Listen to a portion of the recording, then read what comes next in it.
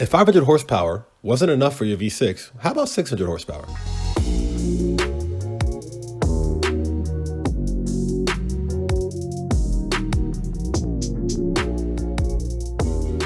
Welcome back to another episode of ModStars. I'm your host Z. Be sure to like, subscribe, and share. This is episode 22 of the MOPAR Wars, where I address the weird MOPAR and MOPAR hate in their own community. I also want to thank you guys for making the first Pentastar V6 video the most popular, the most viral video on my YouTube channel to date. So thank you all so much. I feel like this is long overdue for you. I'm not wasting any more of your time. Let's get into it. So for anybody that has or wants a 2015 to 2023 V6 Challenger, here's what you can do. I'm talking MMX forged pistons, followed by a Procharger kit where we're going to upgrade the P1SC to the larger P1X supercharger unit. All right. From there, we got upper and lower plenums that are going to be ported, 80mm throttle body, a catback exhaust.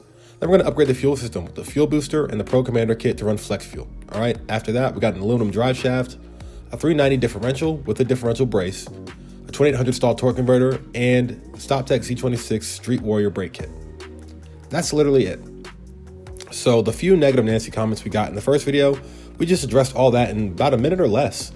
And we have more airflow and more fuel available to the car. Keep in mind, if we were running 11s, late 11s in a quarter mile on 500 horsepower, I don't see why we couldn't run early 11s to late 10-second quarter mile times with this setup. And that's still full interior. And let's say that you have the all-wheel drive Challenger. If you remember from part one, they weigh just about the same as the R35 GTR. Okay, and it's all-wheel drive. And the rear-wheel drive one's a little lighter than that, and some of the mods that we included here will make it even lighter. Still full interior. So, for those, I can hear it now, you're gonna still be negative Nancy's, right? And say, oh, well, it's a V6, it's still not worth all that money, just get a Hemi, blah, blah, blah, this, that, and the third. Look, listen. It's often the V6 cars that piss a lot of people off, make them angry, because they just beat a lot of things. I'll put it to you like this. If the 350Z and the G35 and the 370Z and G37 can wreck shop with 500 to 600 horsepower with anywhere from 3.5 to 3.7 liters, what do you think a 3.6 would do? And then there's a 3.8, and I'm not talking about the GTR 3.8. No, I'm talking about this Korean fella right here that people ignore, forget about, and talk more trash about. And I'm going to talk about that in another video. But just put that in perspective for a second.